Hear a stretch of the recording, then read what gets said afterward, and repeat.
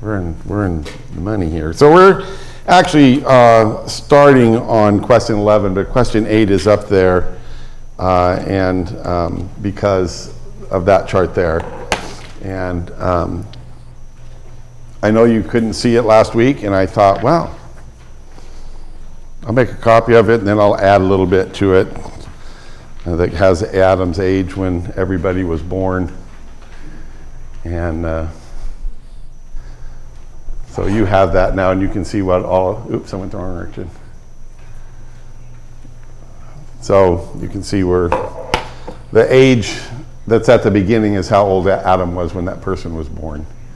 And if he'd lived, he would have been 1056 when Noah was born.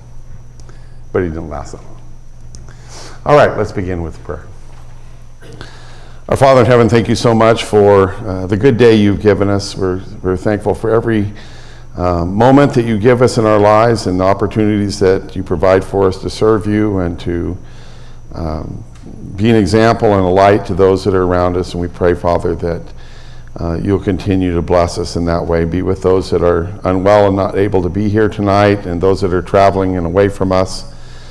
We again thank you so much for opportunities like this to gather together and open your word and study together. We pray, Father, for understanding, even of those things that are difficult, and to allow the things that you have not revealed to remain in a place in our hearts that does not affect us negatively, that we will trust you in all things. We love you so much. We thank you for Jesus, and we pray your presence with us as we study. Guide us and help us to understand is our prayer in Jesus' name. Amen. So question 9 was, how old was Noah when he was born? And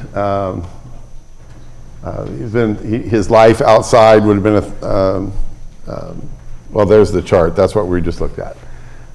So he was 500 years old when Noah was 500 years old when his sons were born. We talked all about that. I don't want to go into that a lot in detail. We'll hit on it probably a little bit tonight as well.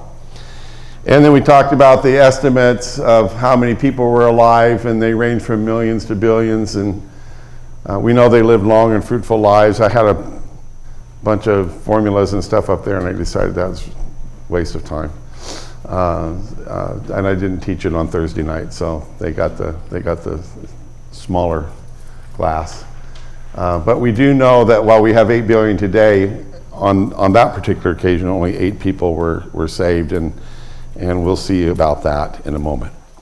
So on question 11, and again, this is partly review, who are the daughters of men and who are the sons of God? And I talked about the fact that I'm sure that the people who received this, the Jews that received this from Moses initially, knew who they were. We have some uncertainty, and honestly, whenever there's an uncertainty, somebody will try to fill it with some sort of an answer. And there's three main ideas. One is that the sons of God are angelic or spirit beings. The second is that they are dynastic rulers. And the third one is that the sons of God are a description of the sons or the lineage of Seth. And with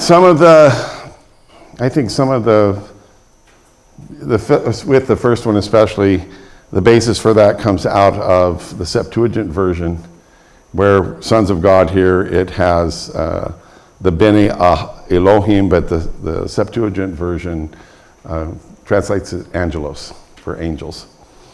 The phrase sons of God is found here and in 3 passages in Job, which is obviously a poetic book, but chapter 1, verse 6, chapter 2, verse 1, and chapter 38 and verse 7. But it's not exclusive to that. I mean, we have Bene of God, children of God, in Deuteronomy, the 32nd chapter and verse 5, and it talks about those who are not God's children, those who are rebellious, those who are sinful. Israel is called a son of God, or a son that God raised up in Psalm 80, verses 15 and 17. And Hosea 1 and verse 10, Israel is called the sons of God, or God's children. So, but that's one theory. A lot of people defend it with regard to the angelic with some passion, and others rigorously oppose it. I put on my hip boots today and pulled out my Kyle and Delitzsch commentary on Genesis, which is about that thick. And man, they don't have any time for the angelic beings. They believe that it's the line of Seth. Nobody that I know of chooses the dynastic rulers. It's there, but I could not find anybody who supported it. Which leaves the sons of God, or the line of Seth. And what we just finished in Genesis 4 is Cain's descendants, Cain's line, and we saw where it ended in the sinfulness of that line. Then we pick up Seth, and you go to the seventh one, and in the line, and you have Enoch, and who's walking with God, and everybody on Cain's line is not. And if you back up, and I don't have it on the screen, but if you back up in this context of Genesis, the context of chapter 6 is what? What's the general story in Genesis 6? What's the big event? The flood. That's the main topic here. And the flood was caused by what? Corruption of man. Pardon me? Corruption of man. Yes, and the moral decline. Yes, I'm going to put my things on so I can hear you all very much better. And what caused the moral decline? It's in the text. No, that sin is a moral decline. What caused it? The sons of God and saw that the daughters of mankind were beautiful, they took them for themselves. So intermarriage. Intermarriage between God's people and the people of the world. The daughters of men, as it's described there. Somebody turn to Exodus 34 and verse 16, and you'll see a parallel here as children of Israel are getting ready to come into Canaan and what God says to them. Exodus 34 and verse 16. Who has it? Okay, Irene. Then you will take some of their daughters as brides for your sons. Their daughters will prostitute themselves with their gods and cause your sons to prostitute themselves with their gods. Okay, so you have a situation as they're coming into Canaan that God said, do not allow the daughters of men, the daughters of the Canaanites, to marry your sons, because they will cause a moral decline. Who's the wisest person in the world that lived? What happened to him? He married outside of the people that God wanted him to marry. And so it seems to me here that it makes the most sense that what we're talking about here with the sons of God and the daughters of men, that we're talking about God's line, Seth's line, marrying into Cain's line, and that intermarriage causing them to fall away from God. Yes? To me, this almost seems more like evidence for the first theory, because at this point, there isn't really God's people yet. I don't think, so the only reason that we're focused on the line of Seth is because we know what happens later. We know that that's where Noah goes, and we know that so then, there's Abraham and the seed and the promise and everything. So that's written retroactively. And I understand that there is the parallel between the line with Lamech and how he was, a murderer and boasting about it, and then parallel then of Enoch and walking with God. But again, that seems more retroactive. It's written as a narrative to tell you where God's people, where faithfulness comes from. Right. But to me, because there isn't a chosen people yet, it almost seems to argue more for the other way around. Okay. Because it's not like God's made this distinction of, I only, like these are my chosen people, Right. and you shouldn't be intermarrying. They didn't have Exodus 34 Right, yet. right. Except that's what we see as a trend. You have Enoch in the middle who walked with God. You have Noah who walked with God. So you have beginning, middle, and last that are massive examples of faithfulness to God. The epitome of that. Nobody is called blameless in the Bible up to this point except for Noah. And Again, I don't see anywhere where we have angelic beings being able to copulate with human women. I just don't see that. Yes? We agree that we never see that. We also see in the Jesus time them doing all kinds of things within human form or taking over human form Right. that we never saw before that. But who gave them the ability to do that? Well, God would allow them to, just Yeah. like in Job when he says, I'll allow you to do that. And so God had to allow them.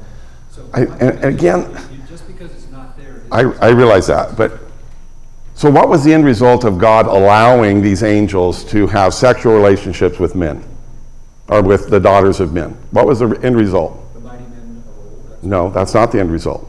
Well, that's what it says. The end result is every human being died except for 8.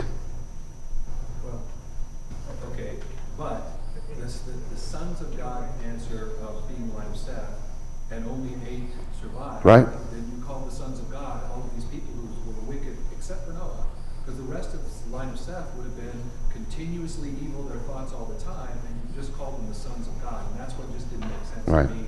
That, let's call them the sons of God, and they're going to be evil. And I think this is a generic term for this righteous line that is going to, yes, it's going to fail like every other righteous line, except we are going to have some survivors out of it at the end. And listen, study it for yourselves. I'm not going to, if you can make it work for you, great. I can't see God allowing that to happen. Yes, I know that there were, what is the word that I'm looking for? Larry, you can always tell me this, when spirit beings appear in human form. Anthropomorphism, like with Abraham and God and these 2 angels that appear to be like men. Like Gabriel when he appeared to Mary and to Elizabeth and others. I see that.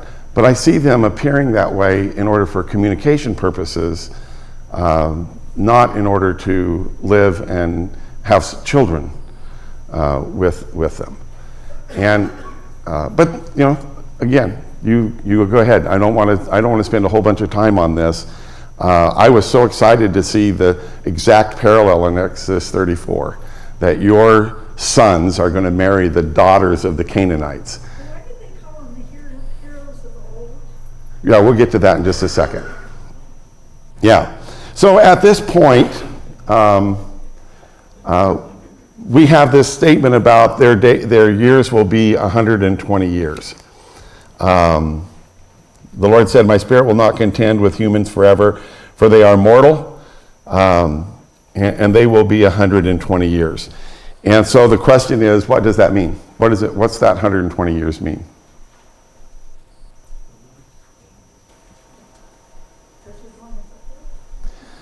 Okay, so if we say it's the lifespan, I mean, that's how old men are going to live. Shem died at 600. Arphaxad died at 438. Reu at 239. Serug at 230. Shelah at 433. Nahor at 148. I mean, Abraham himself died at 175. So there's a whole lot of generations here that are going to go beyond that. So the possibility is that God said, okay, I'm going to give them 120 years and then I'm going to destroy the world.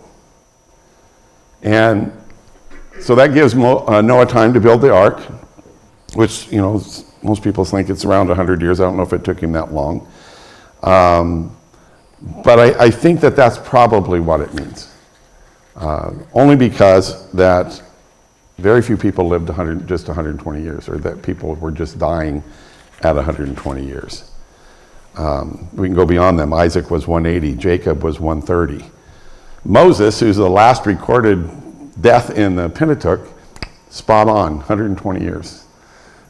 So that's kind of interesting as well.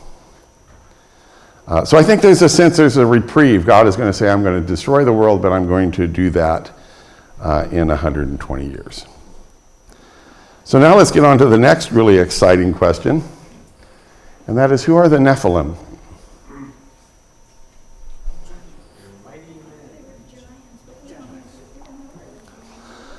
Okay, so the word Nephilim comes from the Hebrew word, which is Nephil. And it's a word that appears 3 times in the Pentateuch. It appears here in Genesis chapter 6 and verse 4, and then 2 more times in Numbers chapter 13 and verse 33. The word itself literally means a feller. And I don't mean a feller like you're from the South and you're my feller, you know.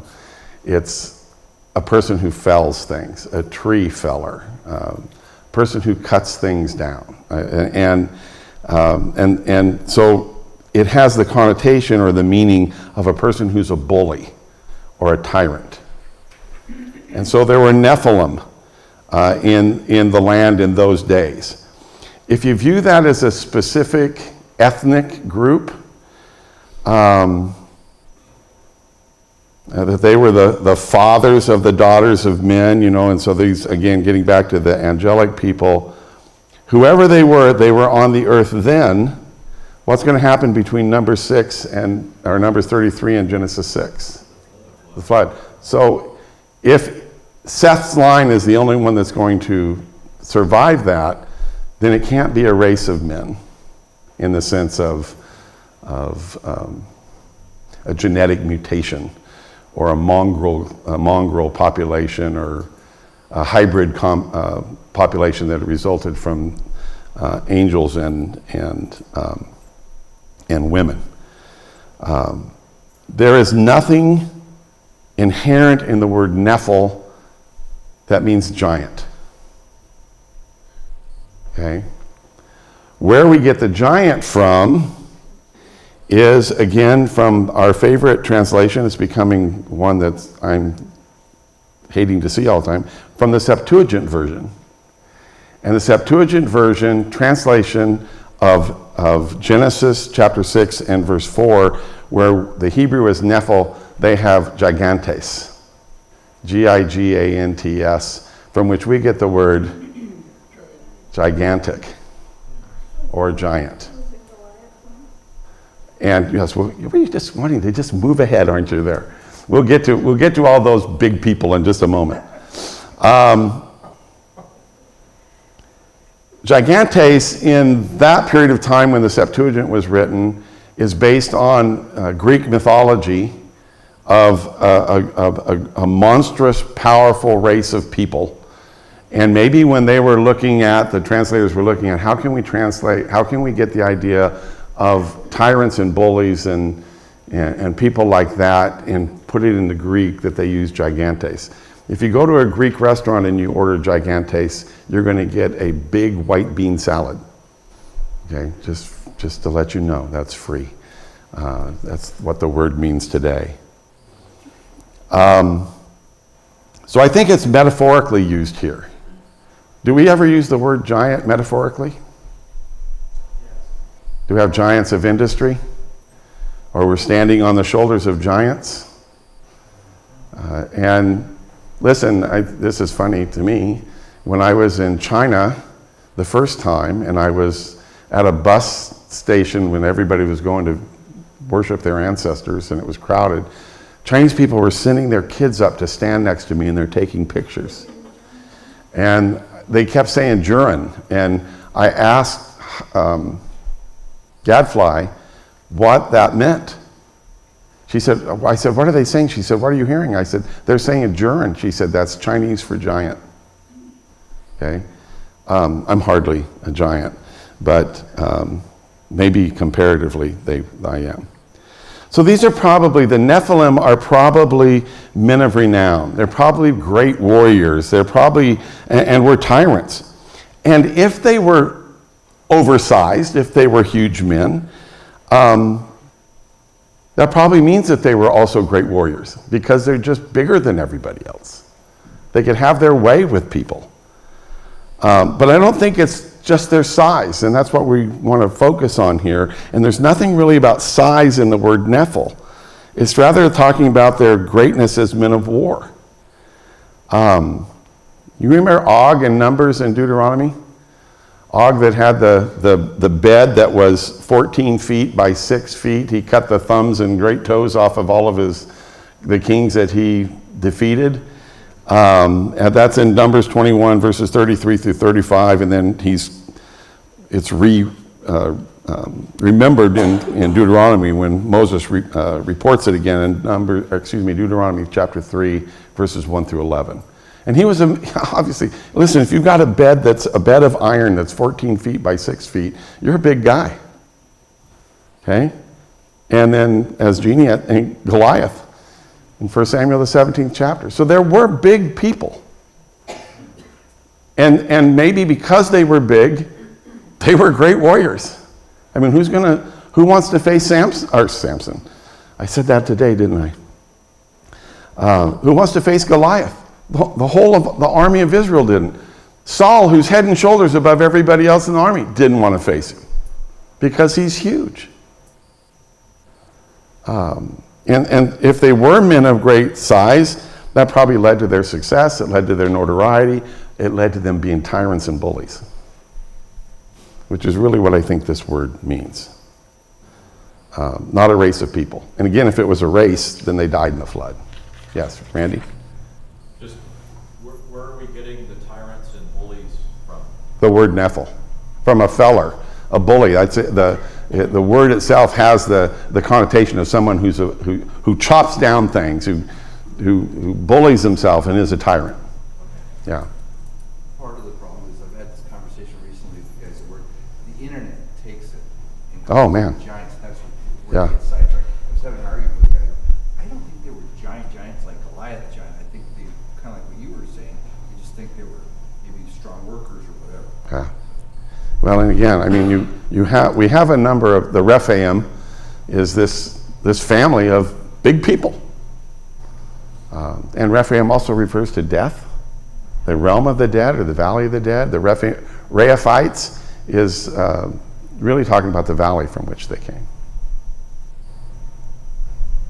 And even if they were giants, I mean, they would have all died in the flood. Right. So they're not the ancestors of Goliath, because Noah's the Right. ancestor of Goliath too.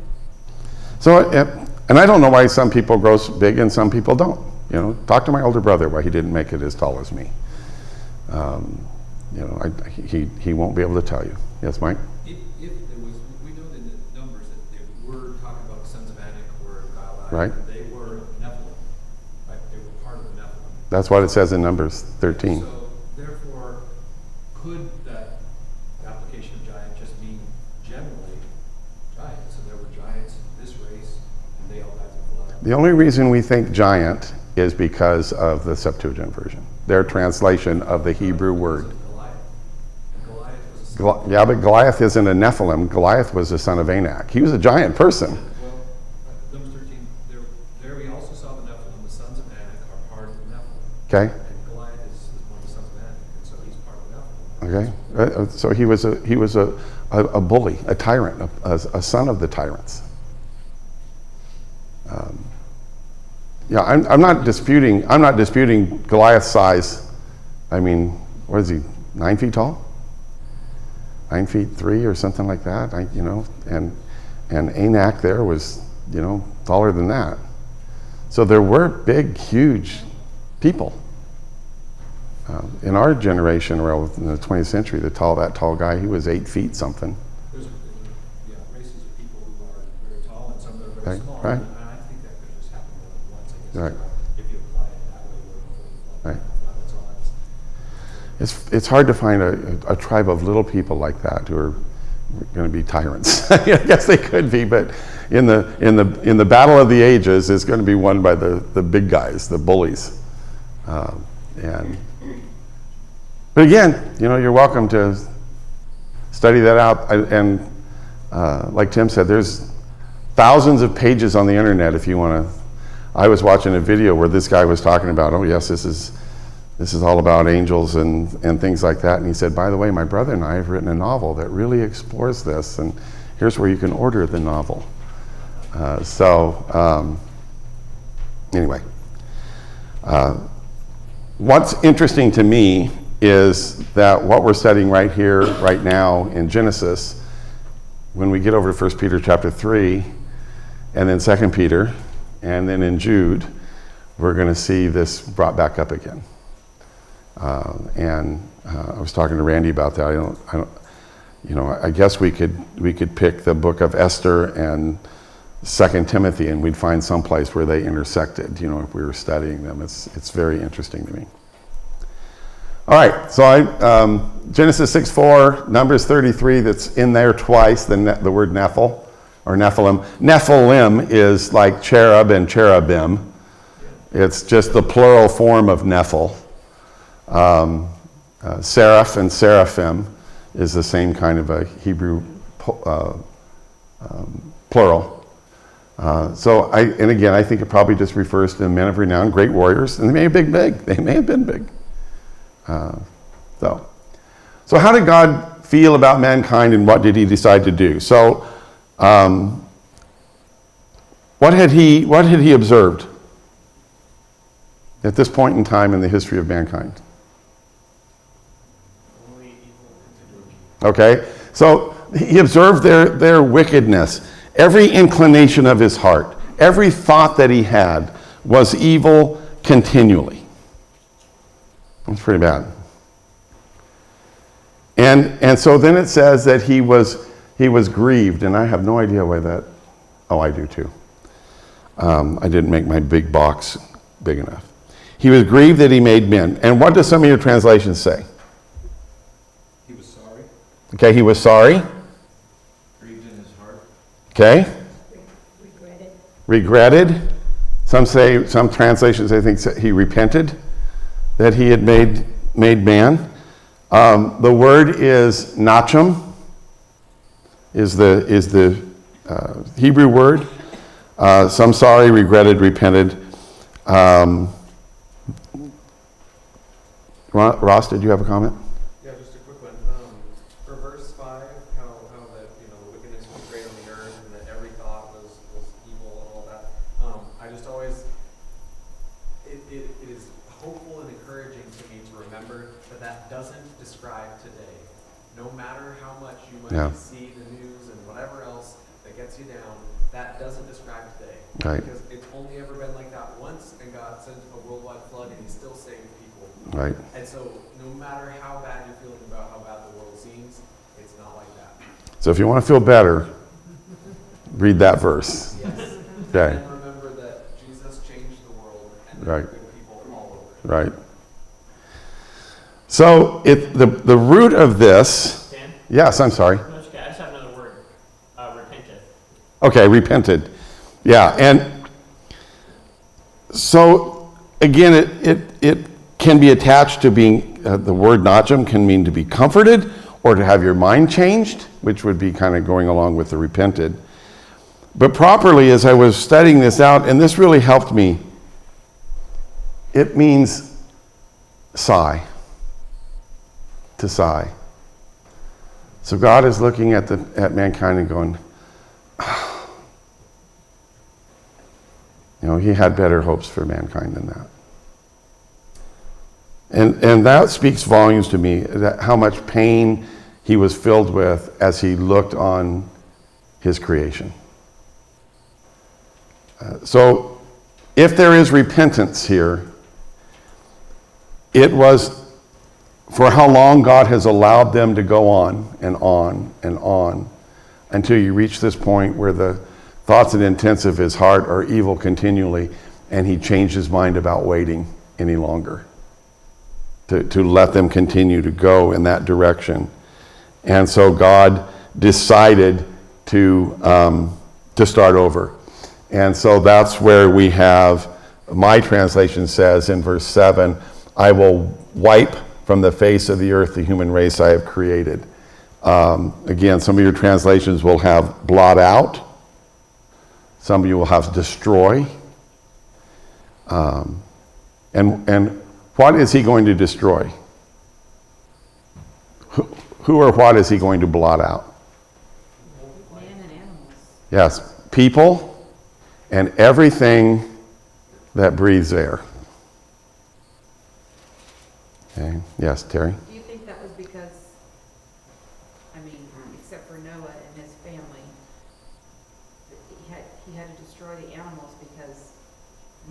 not be there to take care of and have dominion over them. They couldn't just have animals roaming the earth. And Right. Well, and you see, I mean, that's a really insightful thing, because who had dominion at the beginning of creation? Adam and Eve. Adam and Eve. And then they sinned, and what happened? What was cursed as a result of Adam and Eve? All the buildings. Everything. The ground, the creation, the thing that they had dominion over, they lost dominion over it.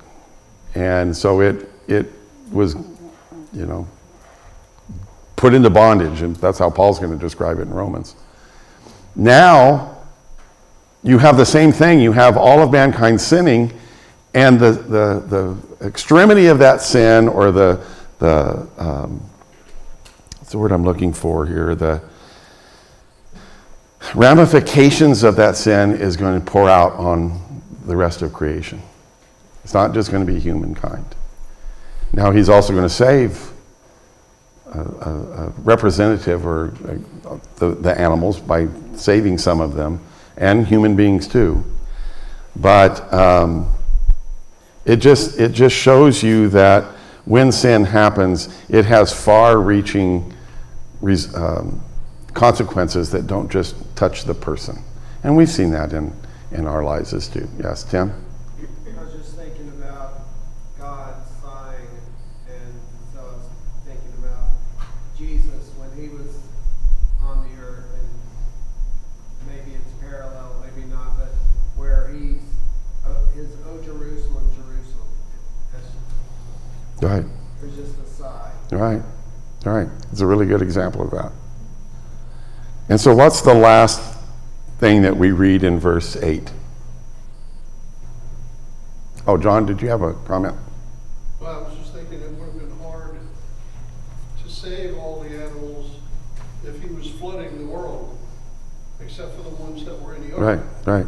So, I mean, that was just, I don't know, for lack of a better term, collateral damage. Yeah, it was a consequence, yeah. Yeah. So what's the last thing that we read there in verse 8? Noah finds favor.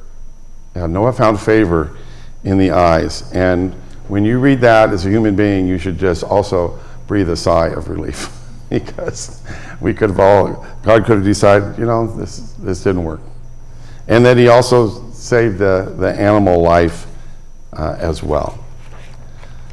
So I probably left you with more questions than answers on this lesson, which is perfectly fine with me, because I'm comfortable in my skin. And I hope that you will, maybe I've put some curiosity in you to look at it further. Randy, you can switch that. Are for that verse 8, New King James says Noah found grace in the eyes of the Lord, but Right. the other translations say found favor. Mine says favor. And we usually define grace as unmerited favor. But Noah is not going to have to pay the consequence of everyone else. And what we're going to read in the beginning of this next lesson, when we get down to the latter part of question 1 of what we're told about Noah, it's an amazing description of him. So question 1 on the next, what is repeated in verse 9, and what are we told about Noah? So in verse 9 it begins with what? What's the sentence? This is the account, this is the genealogy, this is the generations. So this is one of Moses' markers as to a main section in this book. We have the generations of the heavens and earth in chapter 2. We have the genealogy of the generations of Adam in chapter 5 and verse 1. And now we have the genealogy of the generations of Noah. And Noah was introduced to us in the genealogy at the end of chapter 5, but now he is described for us. And so what's the first thing that it says about him? He's just a man. Okay, yeah, he's a man. Yeah, I didn't put that down. He's a particular kind of man, though. What is that? Yeah, he's a righteous or a just person. And so what that means, I think, is that his disposition was to do God's will. That's what he was disposed to do. That's what he did. Despite the fact, as Ross pointed out, despite the fact that everybody around him, the thoughts and intents of their hearts, for the most part, I'm assuming, were evil continually, he lived an upright life. And his righteousness isn't just with comparison to the world. He's not righteous compared to those people. I mean, he was, but that's not what's being said here. In his own person, he was righteous. What's the next thing? Blameless in his generation. Okay, so he was blameless. And this is the word Tamian, T-A-M-I, there you go, Tammy, Y-N, and it means without blemish. And so he was whole. He was a person of complete integrity. There was no breaks in his character. And listen, Noah is the only person in Genesis to be described as being blameless. The only one. We're told that Abraham was told to walk before me and be blameless. And I assume that he was, but he's never described that way. Abraham was said to be the friend of God. So again, I think he was probably blameless. But I think it's very interesting that Noah's the only one to describe that. And in his generations, among the people of his time. How amazing is that?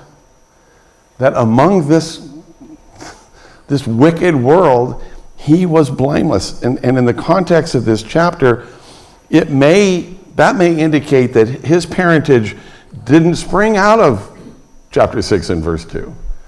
That at least his family is still marrying godly people and having godly marriages. And then the third thing is, he walked with God. The same thing that was said of Enoch. And I mentioned this last week. If you have an NIV and it says he walked faithfully with God, you have my permission to cross out faithfully, because it's not in the text. And I pointed out last week, if you're walking with God, guess what? I know that you are doing. You're walking faithfully. It's redundant. It's totally unnecessary. But his life, like Enoch, was very much like Adam and Eve in the garden, where they're meeting and walking with God in the cool of the day. This, again, we see that same kind of a motif here. And then we're also told one other thing about him. He had 3 sons. Okay, so he was a father. Shem, Ham, and Japheth. And they're always listed in this order, not in the birth order. Shem, who is the second son, was chosen by God. We went through all of this last week. Ham is the youngest, according to chapter 9 and verse 24, which makes Japheth the oldest son, even though there's some translations that have he is the older son. And if you want to keep that, you can take it up with Shem when you see him and say, were you older than Japheth or not? The other thing interesting about Noah, if you think about what it says here about Noah, compare it to every other person who's in the genealogy, what doesn't it say?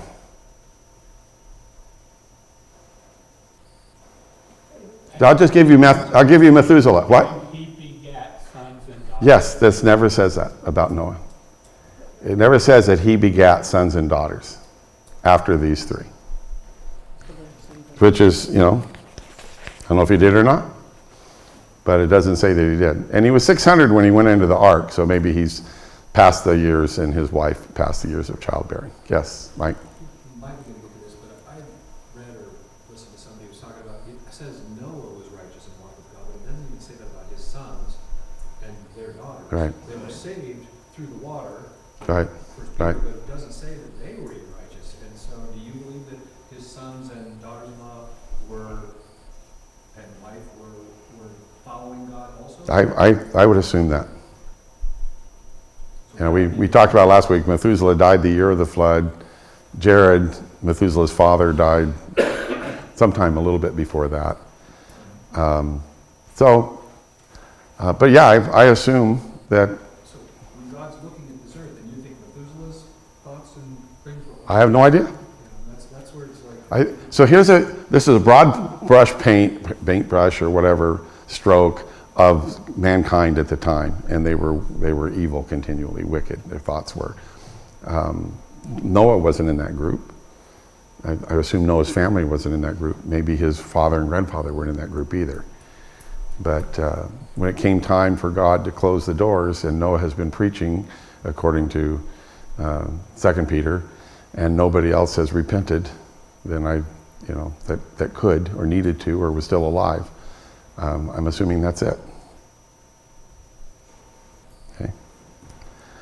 All right, I think we have time for one more here. What provisions did God make to spare faithful people in verses 14 through 17? Did I skip question? I did. Well, I'm trying to make some time here. So what had God decided to do, and why did he decide to do this? So let's take the first one. Why did he decide to do it? I think we know this one. The earth was corrupt before God, and the earth was filled with violence. Okay, which is kind of very interesting to me, that he saw how corrupt it had become, that all the people had been corrupt in their ways, which is so much different than Genesis 1:31. When he's done with the creation, he saw everything was good. When you compare this with 6:12, and both of those passages start with behold. Behold, God saw everything was good in 1:31. Here in 6:12, behold, he saw everything was corrupt. And one of the telltale signs of utter corruption, according to this text, is what? Violence. Violence. And this violence is brought on by sin, brought on by selfishness, brought on what I want, you have what I want, etc. So it has now risen to the level that God decides he needs to intervene. And so what did he do? What did he decide? Okay, so he is going to, he said, literally the Hebrew says, the end of all flesh has come before me. And the Hebrew here for all flesh is basar, B-A-S-A-R. It means mankind, all people. He's going to destroy them all and all the earth. So that doesn't sound like, and John brought this up last week, it doesn't sound like a localized flood to me. This is worldwide. And as we said a moment ago, sin reaches beyond us and includes our environment. And as we said, it happened in Eden, it's happening here. The earth was placed in bondage and is suffering the consequences of our sin. You and I are responsible for what we do. We bear the guilt for what we do, but there are a lot of times innocent people who bear the consequences of our guilt. All right. Let's just take the first part of question 3. What provisions did God make to spare faithful people? What's the first thing that he did? Preach to them. Gave them instructions to make the ark. Okay, so, and why did he give instructions to make? What did he told them before? He warned them that he was going to do what? Destroy the world with a flood. Okay. So he warned his faithful people, I'm going to bring a flood. And then after that came the instructions. But the warning, first of all, was I'm going to destroy the world. And that has to be that is a provision. And then he gave them 120 years to straighten out. Pardon me? And then he gave them 120 Yes. years to straighten out. Yeah. And somebody to preach to them during the time. And you can think about this. I mean, I don't know if it ever rained before. People say that it hadn't. I don't know if that's the case or not. But I thought let me just peek through here real quick. I'll show it to you again next week. Oops, on the wrong direction.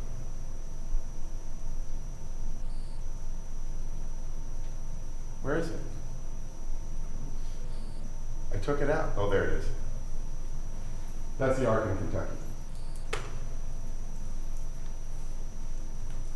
And I'm a ways away from it there, because I'm not a Juran. I look like I'm a hog there, the size of it. But Ark is huge. It's huge, and so we'll go back to that next week. They cut all that wood, it must have taken hundreds of years. To build it? Well, they had 100 years at least to build it. Yeah. He was 500 years old when I think this happened, and he's 600 years old when he gets into the ark. Yeah, but what I'm saying is that that wood is so much of it, and he only had four men. Yeah, yeah.